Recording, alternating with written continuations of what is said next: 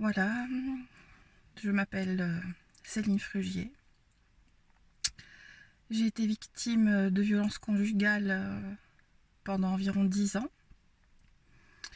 J'ai déposé plusieurs plaintes. Mes enfants, victimes aussi de la situation, ont témoigné à plusieurs reprises auprès de la justice par l'intermédiaire de leur propre avocat. Ils en ont eu 2 différents, devant des juges aux affaires familiales, juges des enfants, devant des éducateurs, parce qu'il y a eu des mesures éducatives, des enquêtes sociales de ce qu'on avait subi, des choses quand même extrêmement difficiles, de la violence physique, de la violence psychologique, du harcèlement. J'ai déposé des plaintes, j'ai apporté des preuves. On a été agressés, mes filles et moi, en plein centre-ville, alors que des caméras sont présentes en permanence dans cette ville. Tout a toujours été classé sans suite. Je n'ai jamais été soutenue ni crue, sauf par une thérapeute de couple que j'étais allée voir avec cet homme violent, qui avait fait un signalement à la protection maternelle infantile de notre ville, indiquant que les enfants et moi étions en danger, qu'elle-même en craignait que l'individu en question sache que le signalement venait d'elle, qu'elle avait peur de représailles ou qu'il se rende à son cabinet. Donc j'imagine que c'est quand même un indice de dangerosité de cette personne. La solution trouvée, à l'époque, j'étais vraiment sans énergie, je n'avais plus de force, je n'étais plus du tout apte à décider de quoi que ce soit. J'étais devenue une loque humaine, quoi. Toutes ces violences, toutes ces agressions physiques, sexuelles, psychologiques m'avaient réduite à néant, je vais dire. La solution proposée et pratiquement imposée à mes enfants et moi a été de quitter notre domicile, notre département, pour s'installer ailleurs. Du coup, je me suis retrouvée avec la demande de démissionner de mon emploi, puisqu'à l'époque j'étais assistante maternelle. Donc j'ai dû démissionner auprès de chacun de mes employeurs alors que je gagnais très bien ma vie et que tout se passait très très bien pour moi dans mon travail. Je me suis retrouvée donc sans travail, seule, ailleurs, sans amis, mes enfants dans une nouvelle école, complètement, eux-mêmes tellement fragilisés par la situation, perdus, tristes, avec la demande très, très claire de revenir chez nous, là où on avait tous nos repères, tous nos amis. Ce qu'on a fait au bout d'une petite année. On est revenu dans notre département d'origine. J'avais demandé le divorce à ce moment-là. Et là, alors, du coup, l'enfer a commencé encore une nouvelle fois. Une deuxième étape insurmontable qui dure encore aujourd'hui. Ça va faire 10 ans. Avec donc des enquêtes sociales, des interventions d'éducateurs, de mesures éducatives demandées par cet individu qu'on avait quitté. Il nous persécutait, nous harcelait à notre domicile. Il m'injuriait systématiquement dès qu'il me croisait, il me crachait dessus devant les enfants quand il venait les chercher. Il leur disait des choses atroces à mon sujet, les enfants en ont témoigné de multiples reprises. votre mère est une folle, votre mère est une perverse, votre mère est moche, votre mère est grosse, votre mère, etc. On a pris un tueur à gages pour tuer votre mère, c'est une sorcière, c'est une mauvaise mère, ne lui faites pas confiance. Il a dû, lui, voir les enfants dans un lieu médiatisé. Par exemple, il faisait des croche-pattes à notre fils devant les intervenantes, les assistantes sociales, je ne sais quoi. J'imagine que c'est pas terrible non plus. Hein. Il dénigrait les enfants en leur présence à ces personnes. Bon voilà, ça s'est amélioré au fur et à mesure du temps, ça a duré 3 ans. Il les voyait en point rencontre, sous surveillance. Il leur annonçait qu'il allait avoir un autre enfant. Les choses se sont améliorées. Les enfants ont pu retourner le voir à son domicile. Et à nouveau, les choses se sont aggravées. Il y a eu de la violence sur les enfants que nous avons signalée. Il y a eu une plainte d'un de mes enfants avec un certificat médical. J'ai un jour récupéré cet enfant-là en question qui m'a appelé au secours, qui avait été qui avait été mis à la porte. Il était en caleçon, pieds nus, tout nu, quoi. Voilà. Avec interdiction, j'ai pas pu approcher mes 2 autres enfants. Je n'ai pas pu avoir de leurs nouvelles pendant 1 semaine. Il m'a été reproché de les avoir quand même confiés alors que je n'en avais pas l'obligation. Effectivement, aucun autre droit de visite et d'hébergement n'avait été mis en place à ce moment-là. Mais il y avait une demande des enfants, du coup j'avais accepté. Ça m'a été reproché.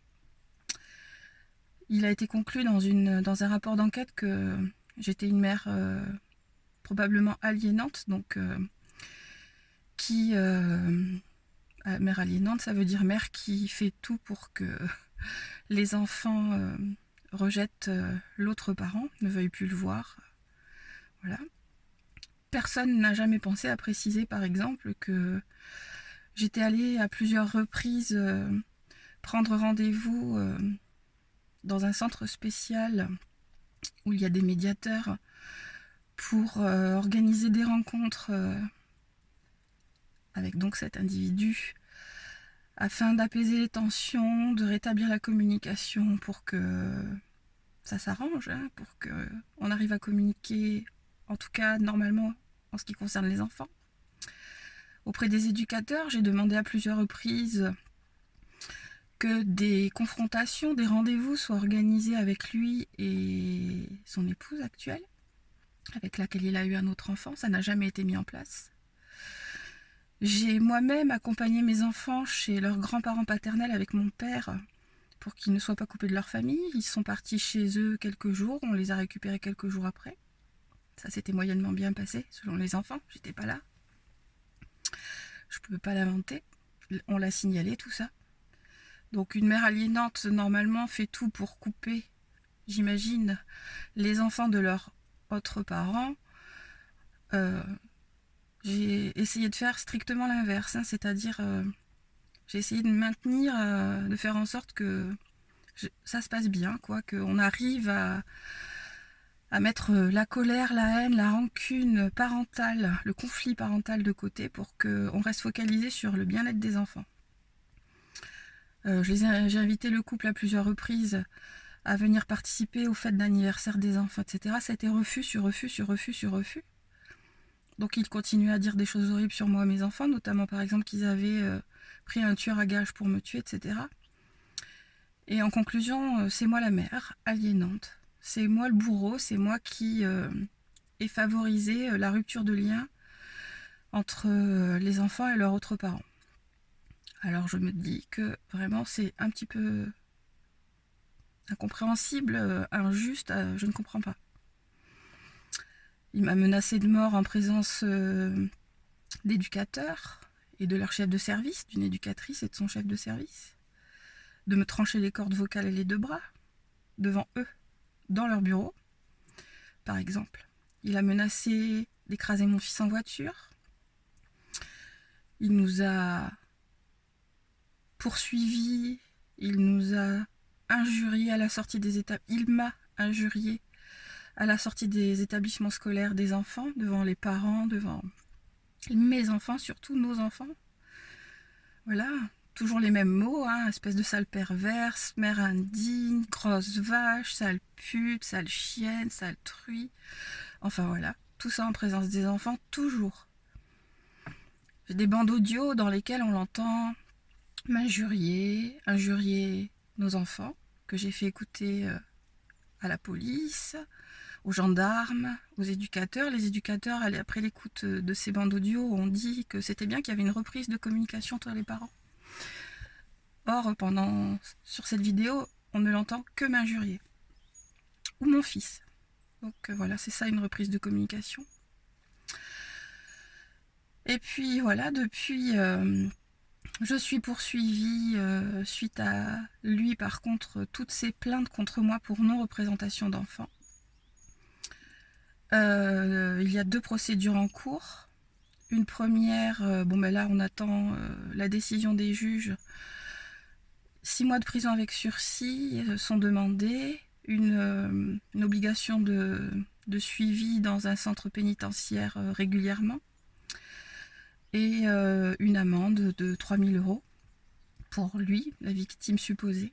Moi j'affirme qu'il ne venait pas sur le lieu de récupération des enfants, car c'était quelque chose qui avait été mis en place avec l'équipe d'éducateurs, car la situation entre les enfants et ce couple était très très compliquée. Donc les éducateurs le savent, qu'il ne venait pas chercher les enfants. Il sait qu'il ne venait pas, puisqu'il n'était pas là. Les enfants étaient là.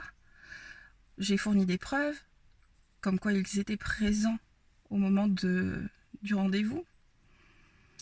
Bien sûr, pour leur sécurité, les éducateurs avaient décidé que tant que la communication n'était pas rétablie, c'était mieux qu'il n'y aille plus. Mais je n'avais pas le droit, puisqu'il n'y avait pas de nouvelle décision de justice qui invalidait celle-ci, donc avec ce droit de visite.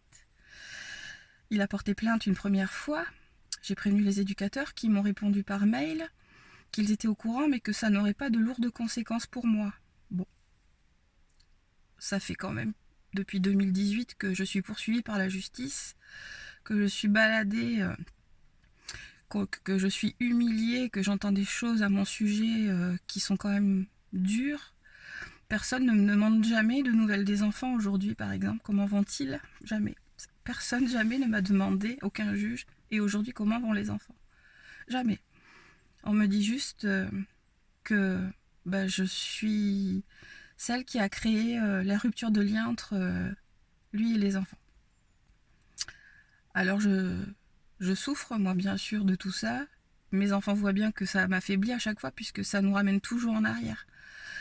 On n'arrive pas à forcément avancer, puisqu'on est systématiquement retiré en arrière par ces procédures, en sachant que c'est du mensonge. Alors les enfants, ils lui en veulent, puisqu'ils savent la vérité, eux aussi. Lui, il sait, moi je sais, les enfants savent. Plein d'autres personnes savent. Et pourtant, la justice me poursuit, moi, pour des plaintes mensongères. Il avait déjà déposé des plaintes pour non-représentation d'enfants contre moi, alors qu'un jugement lui avait supprimé son droit de visite et d'hébergement. Il en a déposé plusieurs. Il n'a jamais eu de sanction pour ces plaintes mensongères. Là, il a à nouveau déposé des plaintes mensongères en disant qu'il venait les chercher. Mais pourquoi il ne les prenait pas alors, puisqu'il était là? C'est ça que je me dis. Et pourtant, voilà, je suis poursuivie et dans une première procédure. Dans la deuxième procédure, son droit de visite et d'hébergement avait été réduit à 3 heures par mois. Il devait venir récupérer les enfants à notre domicile. Le lieu où, depuis 10 ans, on explique à la justice qu'il vient, pas seul d'ailleurs, nous harceler, nous faire des doigts d'honneur, m'insulter, insulter les enfants, se stationner en bas de chez nous, s'allonger dans l'herbe, fumer sa cigarette, se promener avec son épouse et leur fille commune autour de notre piscine. Est-ce que c'est normal comme comportement? Je sais pas. Est-ce que c'est rassurant pour les enfants? Est-ce que c'est moi le problème là? Aucune idée, ça me paraît quand même un peu bizarre. Dans ce jugement, il est écrit qu'il peut venir chercher les filles 3 heures par mois. accompagné par exemple d'une personne de confiance. Il est notamment venu avec son ex-beau-frère, avec lequel ils sont fâchés depuis, qui avait été poursuivi par la justice pour avoir agressé un homme avec un American Staff, avec son chien, et avait eu un bracelet électronique. Les enfants ne l'ont connu que très peu et avec le bracelet électronique, donc forcément c'était pas quelqu'un du tout de rassurant pour eux. Ensuite, ce couple nous a agressés en centre-ville. Le lendemain, il aurait fallu que les enfants partent avec eux sans se sentir en danger. Et là, à nouveau, il a déposé des plaintes pour non-représentation d'enfants. Il a raconté des choses incroyables en disant que je dansais sur le balcon, que je me moquais de lui. Enfin, complètement dingue cette histoire. Mes enfants ont affirmé, et c'est la vérité, il y a des vidéos qui l'ont prouvé, qu'ils allaient le voir, qu'ils lui disaient qu'ils voulaient le voir seul, aller se promener avec lui. Il n'a jamais voulu. Donc elles ne sont jamais restées avec lui pendant 3 heures par mois. C'était sur une période de 6 mois. Donc je suis à nouveau poursuivie par la justice avec de la prison avec sursis, amende, et là encore une obligation de me rendre au centre pénitentiaire régulièrement. J'ai fait appel, ça sera le 10 mars. Alors le conseil que j'ai eu, c'est de saisir le juge d'instruction. Un juge d'instruction, je ne sais même pas trop exactement en quoi ça consiste, tout ça, pour réouvrir les plaintes que les enfants et moi avions déposées pour harcèlement, violence, etc. Et pour qu'il y ait une vraie enquête avec des témoins nommés, etc. quoi. Donc je vais le faire parce que je souffre d'être poursuivie par la justice. Mes enfants souffrent de cette injustice incroyable. Mon fils est terrifié par la situation. C'est le plus touché des 3 enfants, le plus en colère.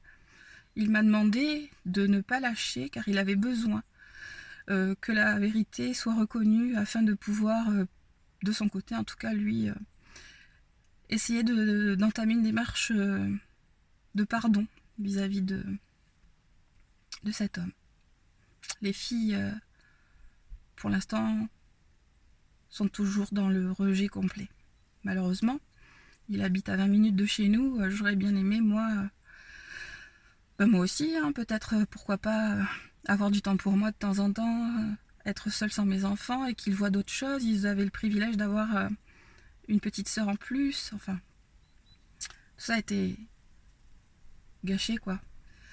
Et on se dit, les enfants et moi, que si tout avait été traité correctement, peut-être qu'aujourd'hui, ils ne seraient pas coupés de leur père parce qu'ils lui en veulent, quoi.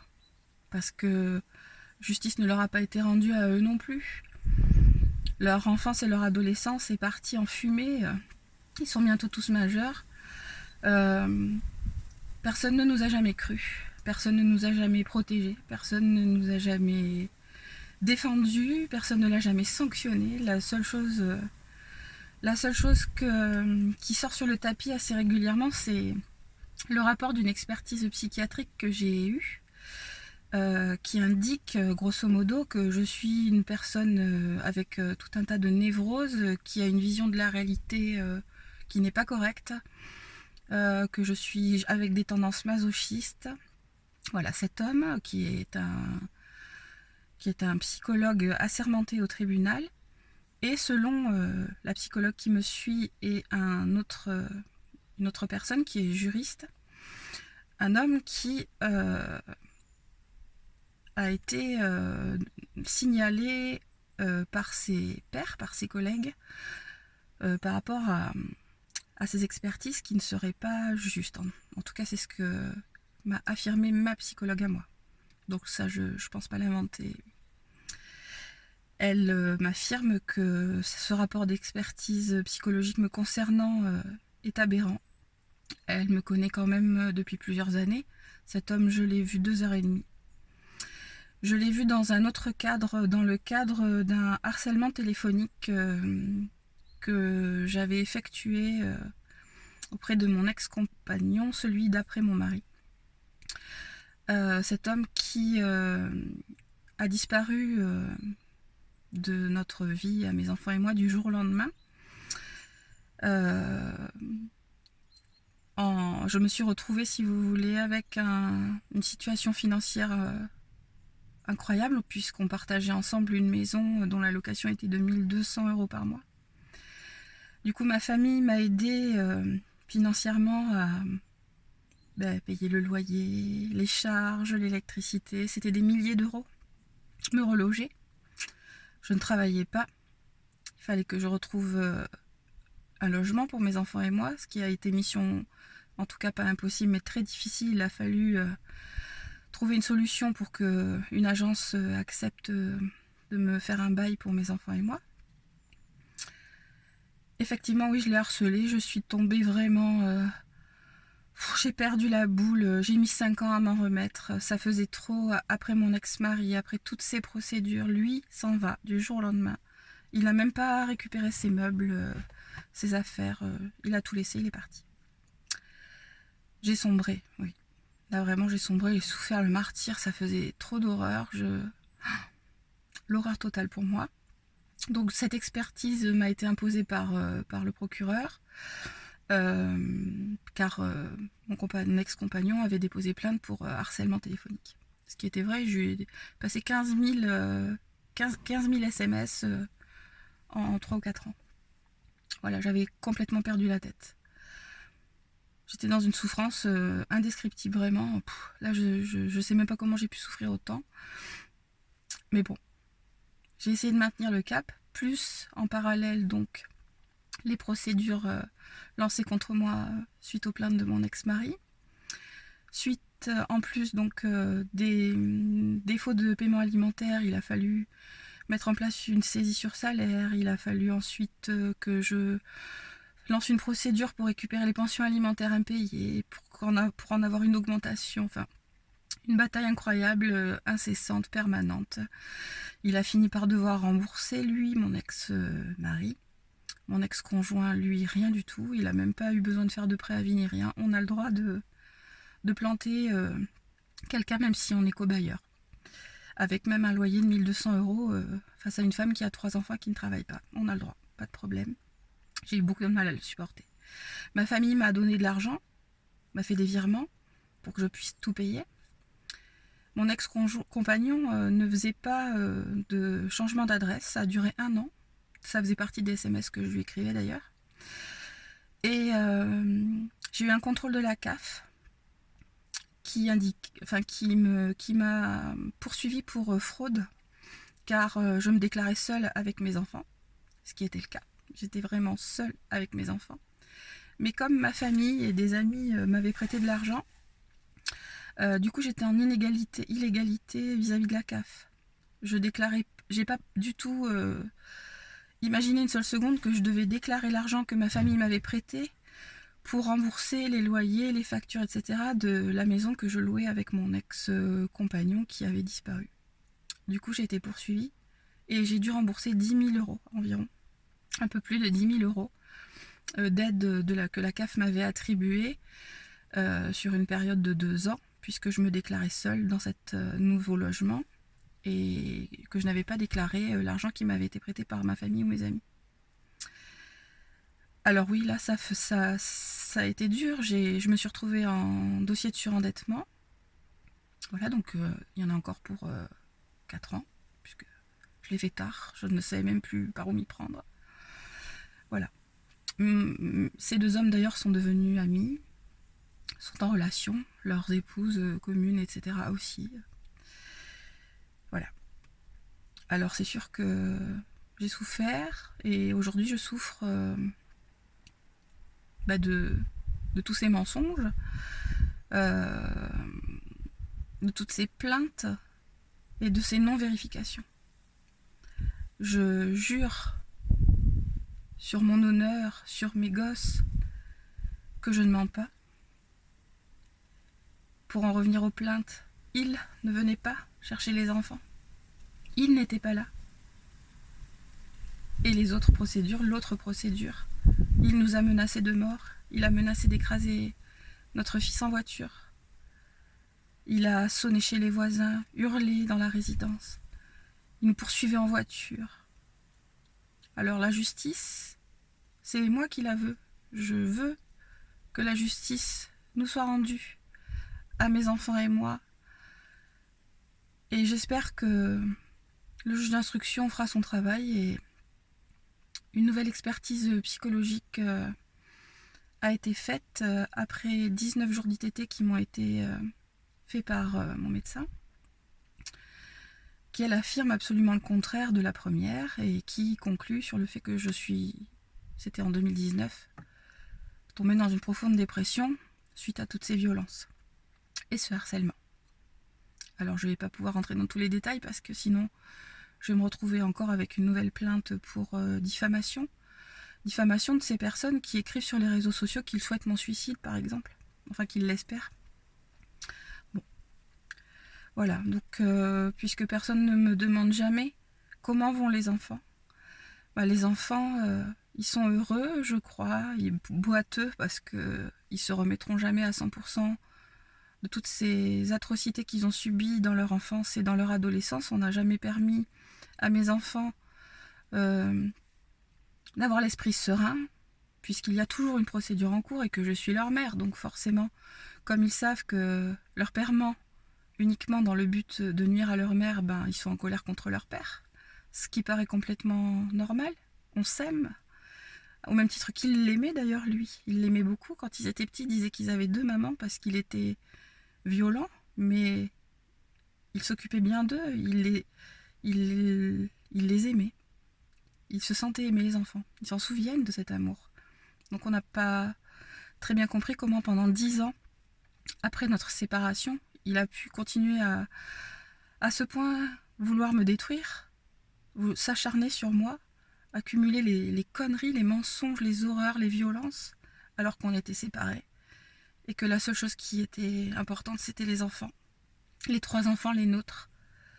Et c'est à eux qu'il aurait fallu penser, c'est à eux qu'il faut penser toujours aujourd'hui. Alors mes filles, elles sont d'excellentes élèves, elles sont très entourées, elles sont très aimées, elles ont plein de projets, plein d'activités, voilà.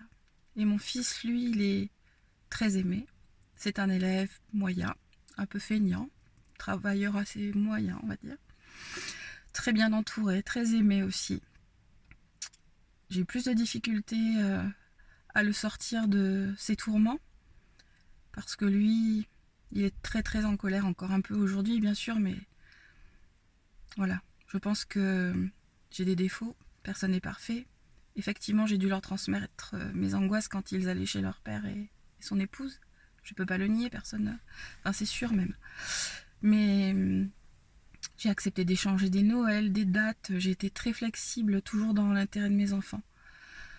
Quand les enfants, les filles sont rentrées un jour en disant « Maman, c'est fini », il a menacé, ils ont dit qu'ils avaient pris un tueur à gages pour te tuer, on n'en peut plus, c'est trop.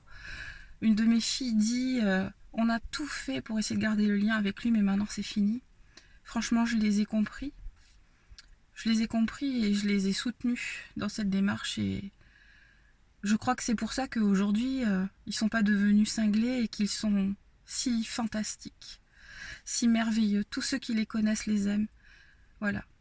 Ils sont franchement adorables. Voilà. Ma conclusion, c'est ça, c'est que au fond, comme m'a dit mon avocat, même si la justice n'a pas compris qu'elle était bernée par un menteur qui s'acharne sur sa proie, moi, les enfants, ils sont heureux et ils ont des projets et on s'aime. Et ils s'aiment, c'est une fratrie très unie. C'était bien le but d'un parent, normalement, de rendre ses enfants autonomes, heureux. Et je me dis que, voilà, ils ont un peu aussi sauvé leur peau aux dépens de leur relation avec leur père.